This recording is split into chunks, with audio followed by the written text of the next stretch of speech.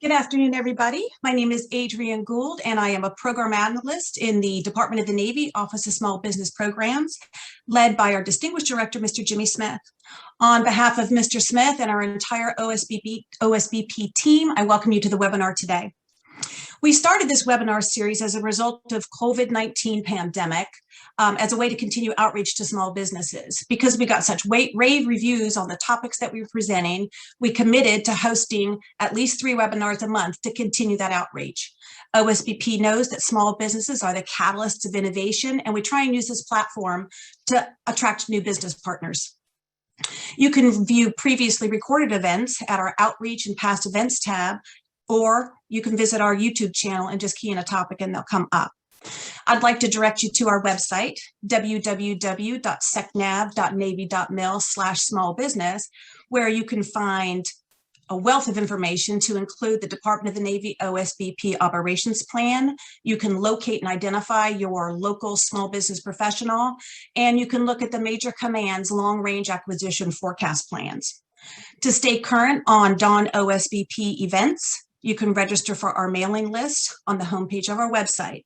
To stay up to date about upcoming industry days, Command's outreach events, and in general what's happened across the Department of the Navy, I encourage you to connect with us on our social media. You can go to facebook.com/Navy OSBP all caps. You can go to Twitter at Dawn_OSBP all caps, or you can go to LinkedIn and search Dawn OSBP. Just to mark your calendars, June 24th, we'll have the Defense Intelligence Agency doing a webinar with us. And then also the Navy Gold Coast. Our premier event is September 1st through 2nd. It will be held virtually. You can get more information and register at navygoldcoast.org. And also Sierra in Space, which is going to be in person this year, August 2nd through the 4th at the Gaylord Hotel. Our Small Business Day will be August 3rd. All day we'll have a variety of topics for you. So I encourage you to go to Sierra Space and register for that. Today, we have a presentation on Department of the Navy controlled unclassified information, and we have our 2 distinguished speakers who have taken time out of their busy schedules with us today. We have Miss Kate Fuster. She's the branch chief for program protection at the Deputy Undersecretary of the Navy's Office for Security Intelligence, and she will be joined by Ms. Robin Nichols, who is the industrial security specialist in the same office, Deputy Undersecretary of the Navy for Securities and Intelligence. Before we get started, I encourage you to ask questions at the end of the presentation. Use the Q&A function. We will monitor the chat, but if you could use the Q&A function. The presentations, the questions, everything's going to be recorded and will be posted to the Dawn OSBP website probably in about a week. So for now, we'll get started with our presentation. So I'm going to turn it over to you, Ms. Fuster. Thank you.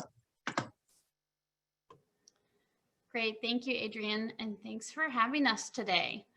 So welcome everybody to today's presentation on controlled unclassified information. Just to tell you a little bit about me and my background on CUI is prior to being in the Department of the Navy and prior to being in SCOM G2 for the Army, I was actually at USDINS and I was in charge of CUI implementation for the Department of Defense from 2016 to 2019. So I just want to let you know that I've kind of traveled down probably a lot of the questions that you guys are going to ask, and I've asked them myself. And I will tell you that there's a reason that it's been 20 years since they've been trying to implement CUI. It's not easy to implement an instruction or a control measure that goes across the entire executive branch. So what I'm going to do for you today is, instead of providing you a brief that tells you as the industry how to do CUI, because really that should be coming from a CFR, not from me, I'm going to tell you how I'm advising the Department of the Navy to mark CUI. So we are still in phase 1 of our implementation, and I'm going to go through basically what I have said, hey, these are the best practices for phase 1 implementation. Again, this is not perfect science. This is a program that has 125 categories of controlled unclassified information. It also has 385 law regulations or government-wide policies that say there is a requirement for some sort of control. So that makes CUI somewhat confusing and cumbersome, but we're going to do the best we can to educate you and help you get what you need from the government so that you can best protect controlled unclassified information. So I see the comment about my volume. I'll try to speak more loudly, but I am at 100. So please turn me up. And again, I'll try to speak up, but I'm as loud as I can get. Okay, so we can go to the first slide. So again, this is just a quick agenda of what we're going to cover here today. Next slide, please. So this is the policy overview and background for controlled unclassified information. So it was originally issued November 4th. So it took about 9 years after September 11th happened, because the real genesis for controlled unclassified information was being able to share information across the government after 9/11 happened, because we had a lot of issues, especially with law enforcement information, of actually being able to share information across services, across departments. It just found it very difficult. So that was kind of the genesis for why controlled unclassified information started in the first place. So DoD Manual 5200.01 Volume 4 was actually called Controlled Unclassified Information, and it was issued in February of 2012 and used for a very long time. And that's where most of the 4 official use only markings came from. The 4 official use only markings have not gone away. They're still in existence. They can exist and will exist on legacy documents. You're not required to remark something that's marked for official use only unless you are going to take it and restate it into a new document. Then it would need to be evaluated for controlled unclassified information markings. The Code of Federal Regulations was published on September 14th, 2016. I don't recommend, if you're working with DoD, that be the place you go to get smart on CUI. It's something to get familiar with, but we are only implementing at a phased 1 approach. So many of the things that are required in the CFR are not going to be required for DoD at this time. In March of 2020, DoD published the 5200.48. And if you haven't had a chance to look at that, please do so. Page 32 has 1 page, about 5 or 6 bullets that tell the government what they're required to do to implement CUI for industry, or what the requirements are for industry. So if you haven't looked at that, please use that as a reference. Take a look and make sure anything you're doing with the government meets those requirements that are listed there, and use that as your reference. Again, like I said, we are only implementing as a phased 1 approach. Originally, we were going to add, for the government side, add some CUI into our 5510.36 SecNav instruction. We still intend to do that and get it published quickly, referring back to the 48. But we are also going to do some sort of overprint for controlled unclassified information to implement CUI for the DON. Now, again, I've only been in my position back with the Department of the Navy since February. So just give me a little bit of time to catch up, and we'll have this off and running before we know it. Next slide, please.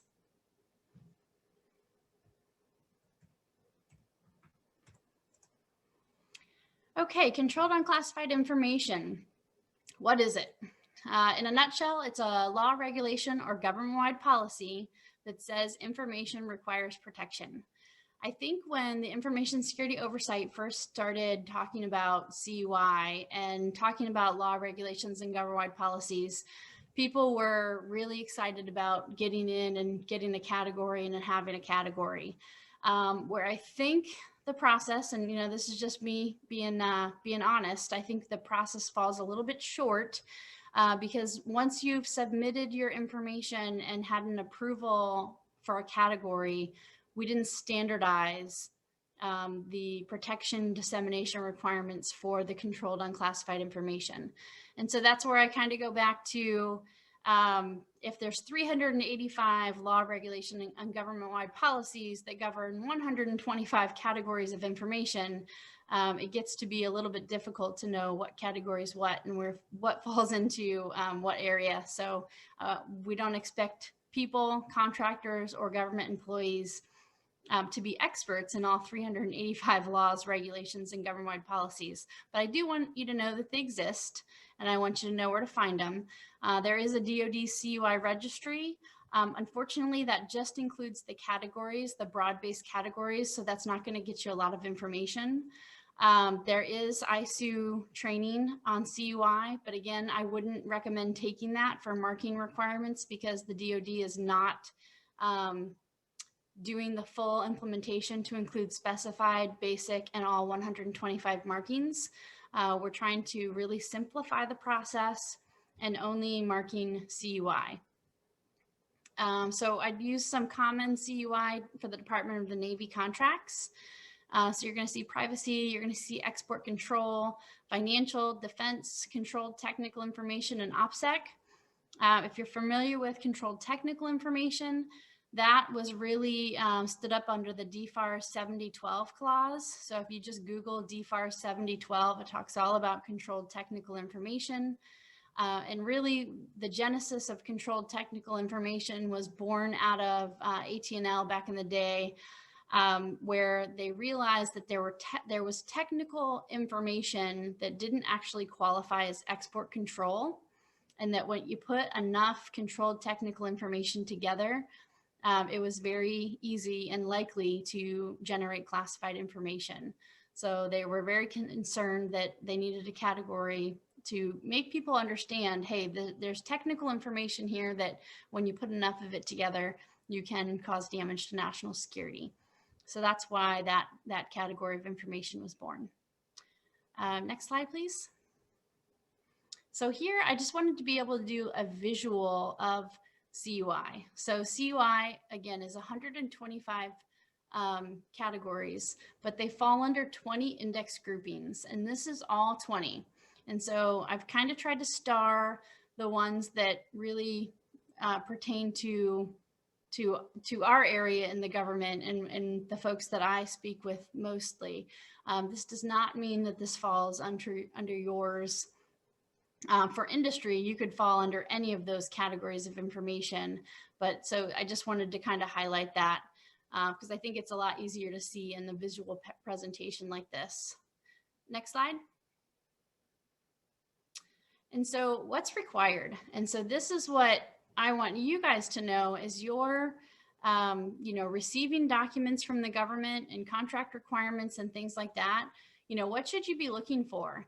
If they're telling you a document is CUI, then you need to make sure that they've marked the CUI at the top and the bottom, and they provided a dissemination marking.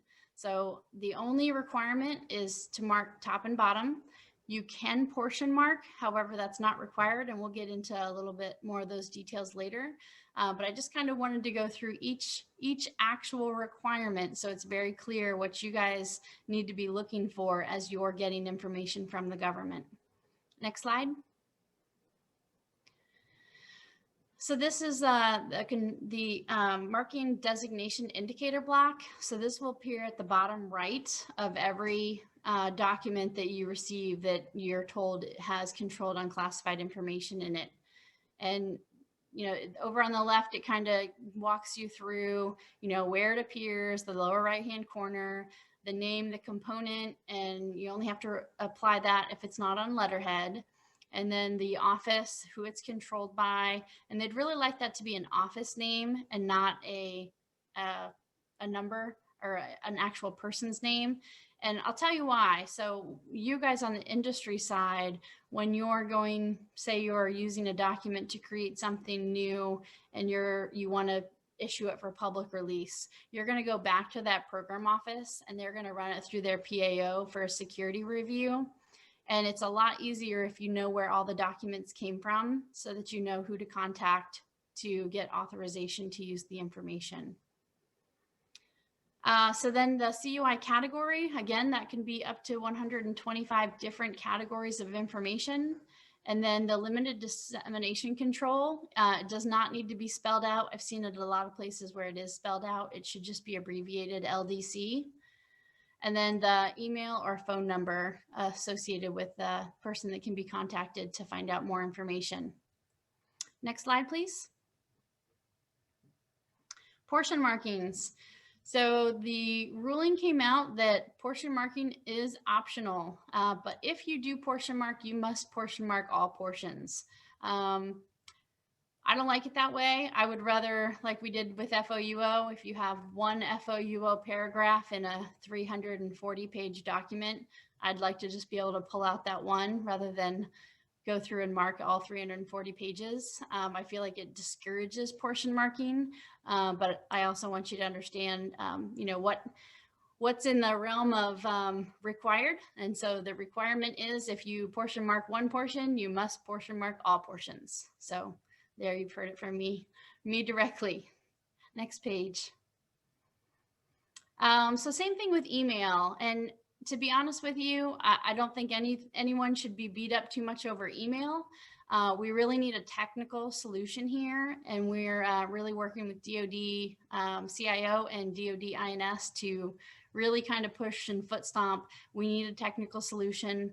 There's plenty of opportunities for drop downs and adding things we've seen before for official use only and things like that.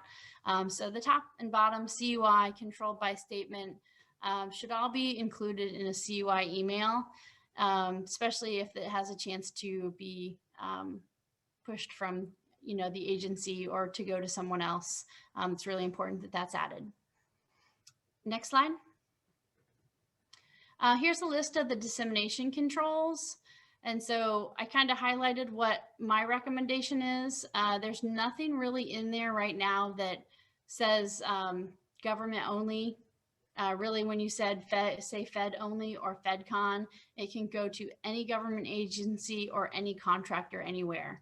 So the only way, if you want to keep it within the Department of the Navy only, you need to select DL only and then attach a second page that has the dissemination list that it's controlled by.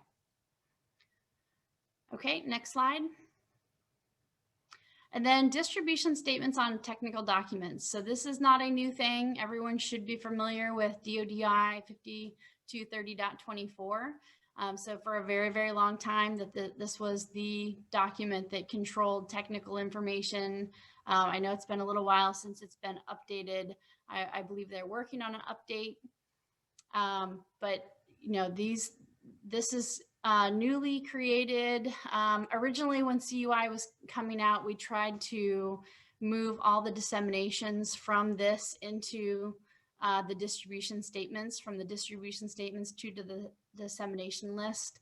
And the thought was that this policy was going to go away because of the extensive requirement for distribution statements on several documents that are very contract oriented. It was decided that anything that involved controlled technical information or export control should still use the distribution statements on technical documents.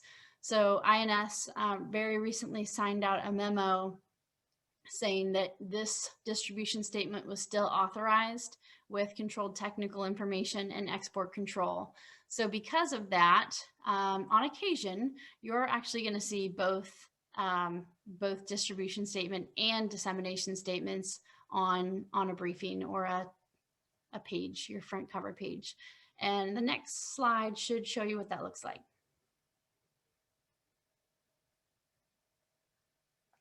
All right, so here we have an example of how you do this, basically. So on the right side would be your dissemination statement with your dissemination control, and on the left side would be your category for CTI or export control.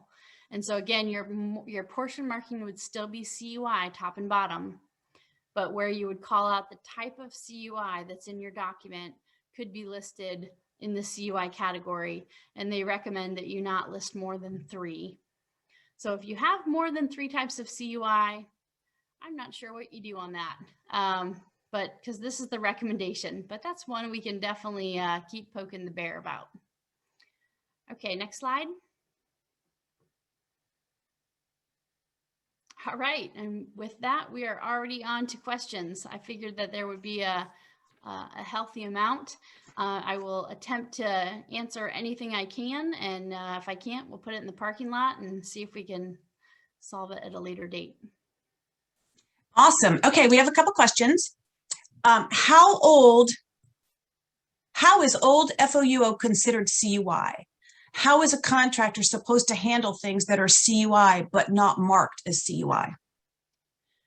So those, I think, are two different questions. So here's where the funny thing comes in. So CUI, to be, nominated as CUI means it has a law, regulation, or government-wide policy that says the information must be controlled. It doesn't say the information must be controlled forever. If someone did a FOIA request on that information, it would not be withheld because it's controlled unclassified information. It would still have to qualify under one of the 9 FOIA exemptions to be considered to be exempt from release. And so we really tried, I really tried to bring the right folks together to have that conversation and do a 1-for-1. And the bottom line is there's no such thing as a 1-for-1 for CUI and FOIA. They're different law, regulations, and government-wide policies that don't all match up nicely. It would be nice if there could at least be this type of information may be withheld under FOIA exemption B2 or something like that. But at this time, the folks that are in charge of that were just not willing to do that. And can you read the second part of that question one more time?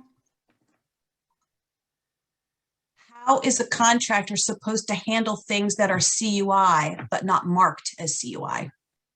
So if the contractor receives information from the government that they believe to be CUI and is not marked CUI, I would recommend that they go back to the government and say, I believe this document contains controlled unclassified information. I request that you mark it appropriately prior to, me working on the document. And if they're unwilling to do that, then they need to provide a statement to you saying, we've reviewed the document and do not believe it contains CUI, so that you have, something to cover you as to, why it's not marked CUI. Okay, great. Thank you. Okay. From Frank, in the first marking sample slide, how is there a designator block with limited dissemination control for a document marked CUI basic? It was our understanding that could only apply when you have CUI specified, including CTI category making. So CUI specified, and see, this is where the basic and specified in the Department of the Navy, nor is anyone in the Department of Defense implementing to that level. So the original requirement, if you look at the CFR and the implementation from the Information Security Oversight Office, is that if you have specified CUI, you have to actually call out the type of specified CUI and its dissemination in each paragraph, as well as the top and bottom banner markings. And so we can barely get someone to mark an S before a secret document. So getting someone to mark 13 up to 13 characters for CUI, its designation, its dissemination, and its control for each paragraph, we found next to impossible. And so that's why we are not implementing that. So the basic and specified was more for the portion marking and the overall top and bottom and dissemination marking, or dissemination indicator block marking. The implementation for the Department of Defense is only to identify the type of category that may be in the document per the indicator block on the bottom right. So that's where there's a bit of a disconnect, but it's because of how and what the DoD has agreed to implement.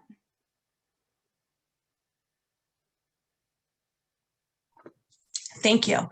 If a document isn't portioned marked, how will the CUI be identified? It would seem if any information is specifically identified, that would be a portion marking, and therefore all portions would require marking. Without identification, the recipient would need to make that determination. So yes, I agree. I would recommend, unless you are going back and using the document in a different stated form, you just control it as unclassified information at large. If you're going to take any portions of it and restate it into a different document, you would need to get clarification from the government as to which paragraphs are CUI. Okay. In an audit, how will a government auditor from DCMA search for CUI on a contractor system? So that's a great question that I do not have the answer for, because I'm not with DCMSA, DCDM, that one. Okay, well, we'll put that on the parking lot. Sure. If a document has a distress statement, is the CUI marking required? If it has a distribution statement, Yes. then yes. So because both export control and controlled technical information are both forms of controlled unclassified information, that's when you would have both of the dissemination statements that were shown on that last page. So you'd have the dissemination page on the right, and then, or statement on the right, and the distribution statement on the left. Okay, great. We are a healthcare staffing agency with DHA contracts providing HCWs to various MTFs at domestic bases. We're not totally clear on what we're handling that constitutes CUI, since we haven't received documents marked as CUI, but the clause is present in our DHA contract. How do we stay compliant? I would probably ask the government directly what your requirement is for CUI, and make sure you get their response in writing. Everyone is required. So let me back up. So the intent when I was at DoD, the intent was to implement the instruction and then immediately implement a manual. And so by doing that, you would have, and then also to put out guidance that says the Department of Defense was not required, nor should they put additional guidance forward, so that everybody's following the same thing. So when we start getting these implementations of guidance that then implemented at the next level and the next level and the next level, it gets very difficult to, it kind of becomes the telephone game, right? Well, what is the real requirement? Because it keeps getting changed. That's not what happened. So, that's why we're going to do an overprint of the .48 as the Navy implementation. So I would just say, be very familiar with the .48 is, and then work very closely with your government agency so that you know what your requirement is for CUI. And if they don't know, then they will contact me and we'll work it out together so that you have a good answer. Okay, great, thank you. Should defense industrial base organizations begin approaching their cores about which portions of the contract/SAL should be considered CUI? And should they approach the contract technical POCs about which portions of the SOW should be considered CMMC level 1, Vice 3, or 5?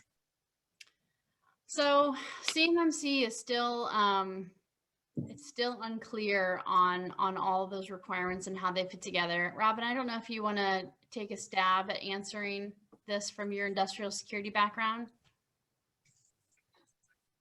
Hi, so agree with Kate, the CMMC, I believe, is still in its, working stages. I think you can reach out to your cores for that information about, the CUI portions on marking the SOWs. Those are good conversations to have in connection with classified contracts. I would hope guidance or those would already be marked for you. If they're not, then I would reach out and ask about those particular markings. But as Kate said, the larger conversation just haven't had with contracting officers. Does that help? I hope that answers the question. Yeah. So again, I think all of this for the Navy is still, I think for everybody, it's still a work in progress. So I would definitely continue to engage your core. They should be able to give you the right guidance. And if they don't have the right guidance to give you or don't have any guidance to give you, make sure you're documenting that, because if something comes around later that you haven't implemented something, it's going to be important that you're keeping track of, to cover yourself. but you know, we're all trying. Everyone, you know, the requirement to protect unclassified information has been around for a long time. This is not something new. So it's just being looked at a little bit differently than it used to. Okay, great. Thank you.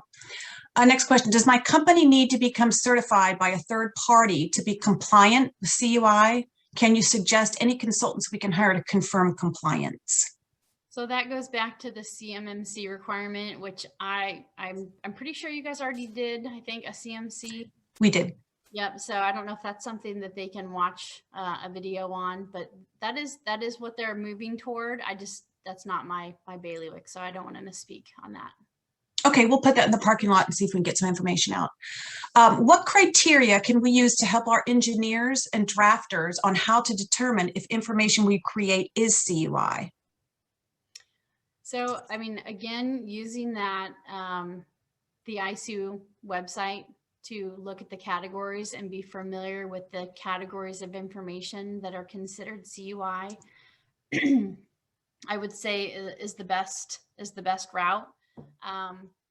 Where it gets a little funky, right, is just because there's a category of CUI within the ISU registry does not mean that that was intended to be CUI for the Department of Defense. It may have been submitted by, for instance, the State Department. There's a whole list of categories called provisional categories. Those are all implemented by and accepted from the State Department. Those do not apply to the Department of Defense. I did get the defense category created, which only has 4 categories in it. That doesn't mean that those are the only 4 categories that are, you know, for the DoD, but those were the 4 categories that are very specific to the DoD. And it's like naval nuclear propulsion information, controlled technical information, submission assurance, and there's one more that I'm drawing a blank on. I'm trying to pull stuff from 3 years ago. So, but I would just say really make sure you're familiar with the ISU registry and the categories so that you know enough to be dangerous. Okay, thank you. Since you include the distribution control reference in the CUI designation block, are you also required to include the full distro statement at the bottom of the first page? So that would be one and the same. So whether it's the bottom of the front page or somewhere else on the beginning, it just needs to appear one time. Whatever that front cover page is where it would appear. Okay, great. In the case of an industry partner submitting CUI information to the Department of the Navy, is the responsibility for marking it as CUI on the contractor? So if the contractor is charged in their requirements to generate information, they should be told up front, hey, if you generate information on this type of information, it will be, or it should be considered. And they should tell you what type of CUI it is. So, and I do believe it's on the contractor to look at compilation of CUI. But that should also be spelled out in your contract requirements. But I would go back to that page 32 on the 5200.48 and just read through it one more time, and then have a conversation with your core to find out, hey, what does this mean and how does it affect me? And is this properly captured in my contract? Okay, great. Thank you. How would you handle or mark small business subcontracting plans that are usually not proprietary? Is that considered CUI? So small business contracting plans, I'm not sure. I'd probably have to have some more information or see it to understand. Okay, we'll go ahead and put that in the parking lot and see if we can get an answer back. If government does not mark CUI, how can a contractor know what the CUI is? So they can't, and I will tell you, I sat on the CUI FAR clause discussion board. I don't know what the status of that CUI FAR clause is right now, but I do know during those discussions, it was very heavily weighted that if the government did not tell the contractor the information was CUI, the contractor was not required to protect it. So I would not, and going back to the OPM breach, okay, so there's a lot of things that happen because you have CUI. Because you have CUI, your system is required to meet the NIST 800-171 standards for security controls. And when you look at the OPM breach, the OPM had all of our information. Everyone who has a clearance and has had a clearance for the last 20 years, OPM had that information. And when they really dug down, they found out that they barely had any security controls on their network whatsoever. So that's kind of what the driving force was behind, behind pushing CMMC. It was a self-certify. It's been self-certified through the DFAR 7012 for a while, that your systems are compliant with NIST 800-171. And now it's hey, you know what? You can't just self-certify anymore. And that's why CMC is coming into the picture. If you're going to be handling sensitive information, then there's got to be some proof that you're authorized to do it, because we just can't afford another breach like that. Okay. Could you please repeat the DFARS clause you noted earlier in the presentation, I think for distribution statements? So it wasn't for distribution statements. It was, it's the DFAR 7012. And that was the requirement for controlled technical information. And it's the cybersecurity. If you just Google DFAR 7012, there's a couple like 252 something 7012. So it'll come up though, but it's a cybersecurity requirement that says if your system is penetrated, then you have to have an obligation to report if you have controlled technical information on your system. So you can read all about that. What are the penalties for not securing CUI according to NIST 800-171 or for partially securing CUI? So there aren't actually penalties in accordance with 171 per se. I actually just chopped on a CUI non-disclosure agreement just last week that is really focused on the intentional disclosure of controlled unclassified information. And some of my comments back were, there's no one person or group of people that should or could ever be expected to know 385 laws, regulations, or government-wide policies associated with 125 different markings and not disclose something accidentally. So any type of non-disclosure agreement, should be met with intentional disclosure to cause harm or to seek self-profit or something like that. It's not unintentional because none of us are perfect. And again, there should be a huge IT requirement associated with implementing controlled unclassified information that helps keep all of us safe. Because I know I could go to jail, right? If there's criminal sanctions with releasing controlled unclassified information, that's what they're looking at. But I made sure, our comment was it has to be intentional release, because there's no way we can do it perfectly. We're not perfect. Okay. This is kind of a follow-on to that.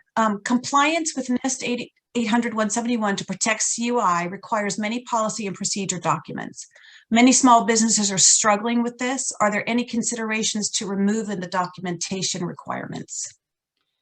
So they have talked about streamlining, but that all goes back to the 171 on what types of CUI you're going to be dealing with. And that's why CMC has taken the approach of tier 1 or level 1, 2, 3, 4, and 5. So the more sensitive the information you're dealing with, the higher requirement you will need to have for those security controls associated with the NIST. Okay, thank you. Okay, this is kind of a lengthy one. Per the DoDI 5200.48, CUI information may be disseminated within DoD components and between DoD component officials and DoD contractors, consultants, and grantees to conduct official business for the DoD, provided dissemination is consistent with the controls imposed by a distribution statement or limited dissemination controls. This seems to allow dissemination as defined without CUI markings. So I don't think it's without CUI markings. The rule for being able to possess or control CUI is that you have a lawful government purpose. So because the government and anyone the government has contracts with is supposed to meet those standards for 800-171, as long as that has all been implemented, it eases the ability to share, but there still is a requirement for a lawful government purpose. Okay, thank you.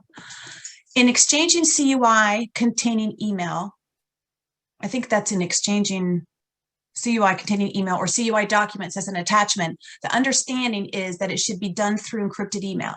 If the company does not have the ability to exchange via encrypted email, how should they go about?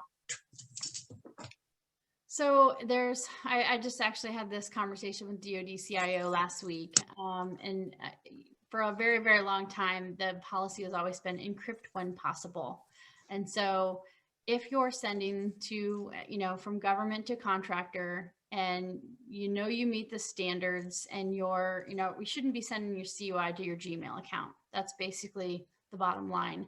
But if it is an entity that is cleared to receive controlled unclassified information, and they have CUI contracts, and their systems meet the requirements, then there's no issue with sending, and it does not have to be encrypted.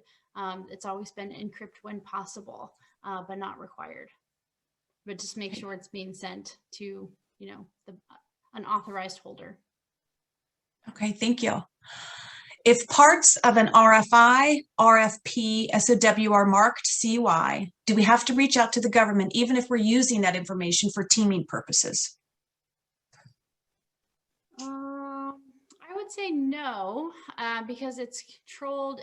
It's controlled unclassified information, and it's normally being controlled because it's contract information that's not supposed to be disseminated. If it's your choice to team with someone who has a lawful government purpose to see the information, then I would say that you're fine with sharing that. Okay. DoD people have stated nearly 80% of future contracts will only require CMC level 1, but many contractors seem to have CUI, which 7012 covers. Will the CMMC regs and 7012 both be used in future contracts? And won't that mean the majority of companies will need to be at least CMC level 3?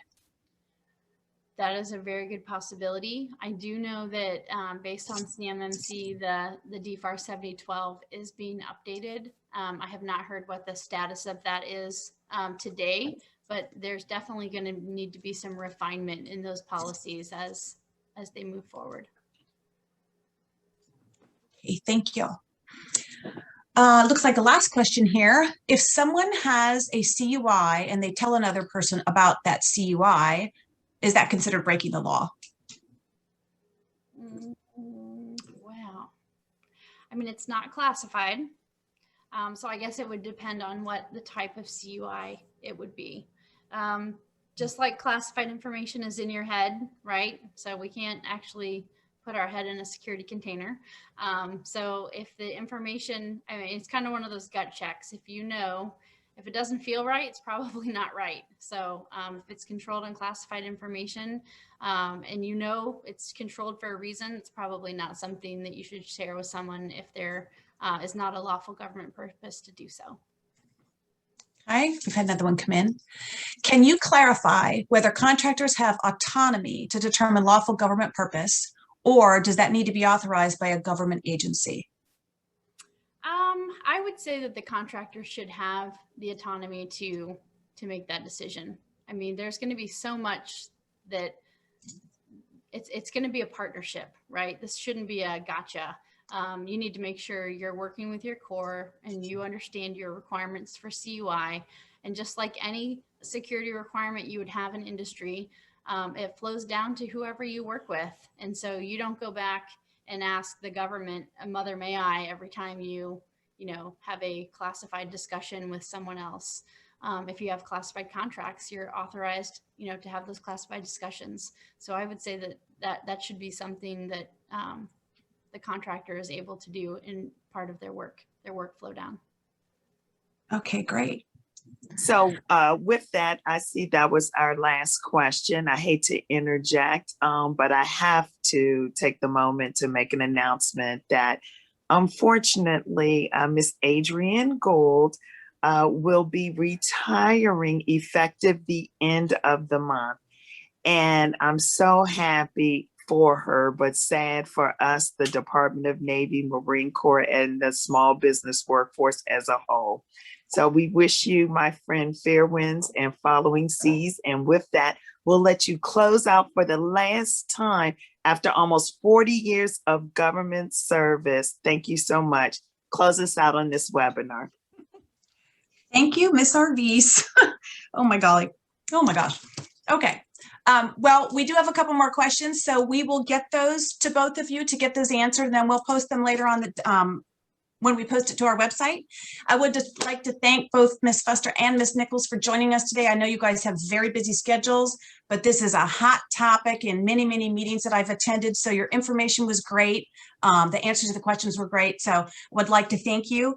For anybody on the webinar, if you have a specific topic that you would like to see addressed in a webinar, please email us at osbp.pao@navy.mil.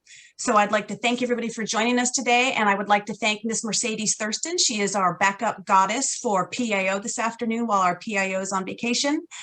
So until next time, everybody stay safe and stay healthy. See you later. Thank you. Thank you.